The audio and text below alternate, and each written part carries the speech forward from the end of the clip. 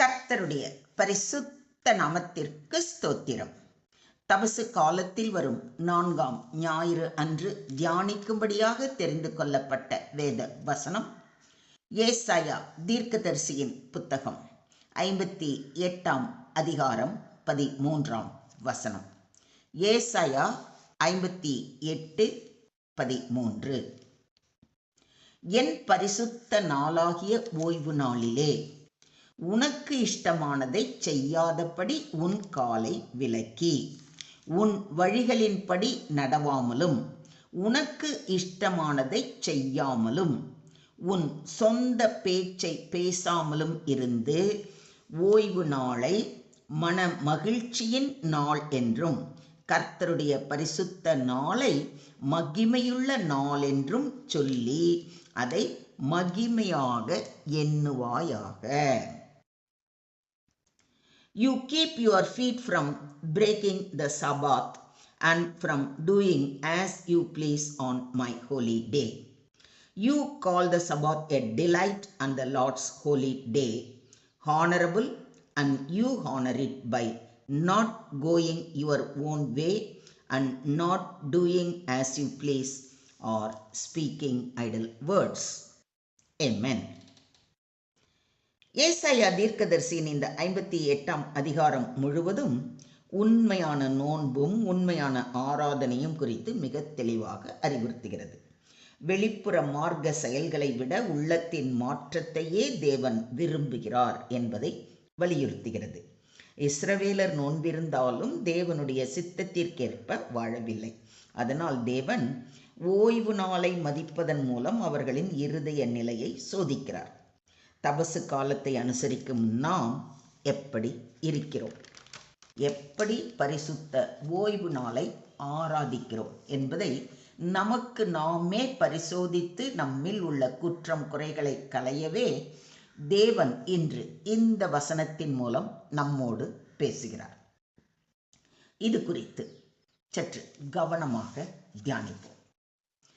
என் பரிசுத்த நாளாகிய ஓய்வு நாளிலே உனக்கு இஷ்டமானதை செய்யாதபடி உன் காலை விலக்கி என்று சொல்லியிருப்பதை கவனியுங்கள். இது சுய இஷ்டத்தை நிறுத்து என்பதை குறிக்கிறது. நாம் ஓய்வு நாளை தேவனுக்கே அர்ப்பணிக்க வேண்டும். ஓய்வு நாள் என்பது சும்மா ஓய்வெடுக்கும் நாள் அல்ல, அது தேவனோடு உறவு புதுப்பிக்கும் நாள்.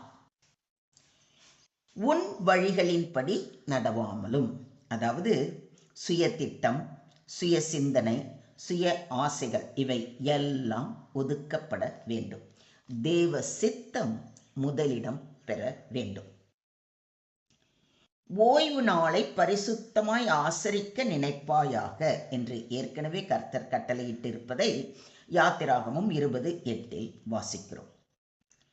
உன் சொந்த பேச்சை பேசாமலும், இது அர்த்தமற்ற பேச்சு, உலக சிந்தனை, தேவனற்ற உரையாடல் ஆகியவற்றை தவிர்த்து தேவனை மகிமைப்படுத்தும் பேச்சு பேச வேண்டும் என்பதை வலியுறுத்துகிறது. கெட்ட வார்த்தை ஒன்றும் உங்கள் வாயிலிருந்து புறப்பட வேண்டாம். பக்தி விருத்திக்கு ஏதுவான நல்ல வார்த்தை உண்டானால் அதையே கேட்கிறவர்களுக்கு பிரயோஜனம் உண்டாகும்படி பேசுங்கள் என்று அப்போஸ்தலனாகிய பவுலடிகளார் அறிவுறுத்துவதை எபேசியர் 4:29 வாசிக்கிறோம். ஓய்வு நாளை மன மகிழ்ச்சியின் நாள் என்று சொல்லி என்று கூறப்பட்டிருப்பதை கவனியுங்கள். இது கட்டாயமான கடமை அல்ல, மகிழ்ச்சியுடன் கொண்டாட வேண்டிய நாள். இது கர்த்தர் உண்டு பண்ணின நாள், இதிலே களி கூர்ந்து மகிழ கடவோம் வாருங்கள் என்று குடும்பமாக சபையாக தேவனை மன மகிழ்ச்சியுடன் ஆராதனை செய்ய வேண்டிய நாள். மகிமையாக எண்ணுவாயாக. ஓய்வு நாள் தேவனுடைய மகிமையை உணரும் நாள். நம் வாழ்க்கையில் தேவன் முதலிடம் பெறும் நாள். முதலாவது தேவனுடைய ராஜ்யத்தையும் அவருடைய நீதியையும் தேடுங்கள், அப்பொழுது இவைகள் எல்லாம் உங்களுக்கு கூட கொடுக்கப்படும். என்று நம்முடைய ஆண்டவராகிய இயேசு கிறிஸ்து கூறுவதை மத்தேயு 6:33 வாசிக்கிறோம். வாரத்தின் முதலாம் நாளான பரிசுத்த ஓய்வு நாளிலே தேவ சமூகம் அமர்ந்து அவரை நன்றி நிறைந்த உள்ளத்தோடு ஆராதிக்கும் பொழுது அந்த வாரம் முழுவதற்குமான பலத்தையும் சுகத்தையும் தருவதோடு அந்த வாரம் முழுவதும் தேவன் நம்மோடு இருந்து நம்மை வழி நடத்துவார். இதை விசுவாசிக்கிறீங்களா?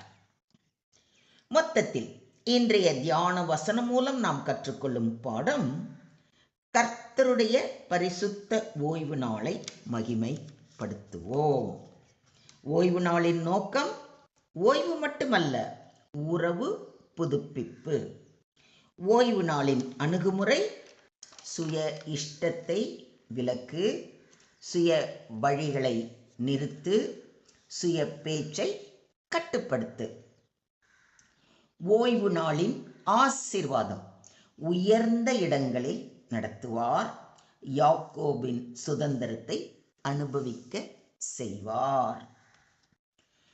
பூமியின் உயர்ந்த இடங்களில் உன்னை ஏறி இருக்கும்படி பண்ணி உன் தகப்பனாகிய யாக்கோபுடைய சுதந்திரத்தால் உன்னை போஷிப்பேன் என்ற வாக்கு தத்தம் நம் வாழ்வில் நிறைவேறும்.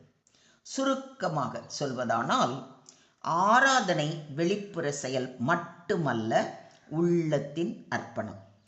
தேவனுக்கென்று தனியாக ஒதுக்கப்பட்ட நேரம் அவசியம். சுயத்தை மறுக்கும் வாழ்க்கை தேவனுக்கு பிரியமானது. பரிசுத்தத்தை மதிப்பது ஆசீர்வாதத்தை வரவழைக்கும். இதை நீங்க விசுவாசிக்கிறீங்களா? Today's verse teaches that the Sabbath, the Lord's holy day, must be honored not merely by outward rest but by inward devotion. We are called to turn away from our own pleasures, stop following our own ways, guard our speech, delight in the Lord's day. True worship means setting aside self-centered living and giving God the first place. When we honor His holy day with joy and reverence, He blesses us and lifts us spiritually. Do you believe this? ஸ்தோத்திரம் ஆண்டவரே, ஸ்தோத்திரம் கர்த்தாவே, ஸ்தோத்திரம் ஸ்தோத்திரம் ஸ்தோத்திரம். துதிகளின் மத்தியில் வாசம் செய்யும் தூயாதி தூயவரே, உம்மை நன்றியோடு துதிக்கிறோம், ஸ்தோத்தரிக்கிறோம் அப்பா. கர்த்தாவே, உமது பரிசுத்த நாளை நாங்கள் லேசாக எண்ணிய நேரங்களை மன்னியுங்கள். எங்கள் சுய இஷ்டங்களை விலக்கி உம்மை மகிமைப்படுத்தும் வாழ்க்கை நடத்த கிருபை தாரும். உமது பரிசுத்த ஓய்வு நாளை மகிழ்ச்சியுடன் கொண்டாடும் இருதயத்தை எங்களுக்கு தாரும்.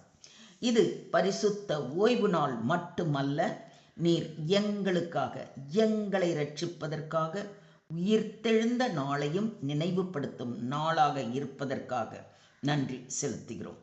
எங்கள் வார்த்தைகளும் செயல்களும் உமக்கு பிரியமாய் இருக்க எங்களை முற்றிலுமாக தாழ்த்தி உம்முடைய கரங்களிலே ஒப்பு கொடுக்கிறோம்.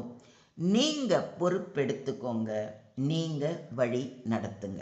சகல துதி கன மகிமை யாவையும் ஒருவருக்கே செலுத்துகிறோம். மீட்பர் இயேசுவின் மூலம் ஜெபம் கேளும் எங்கள் ஜீவனுள்ள தகப்பனே. ஆமென்.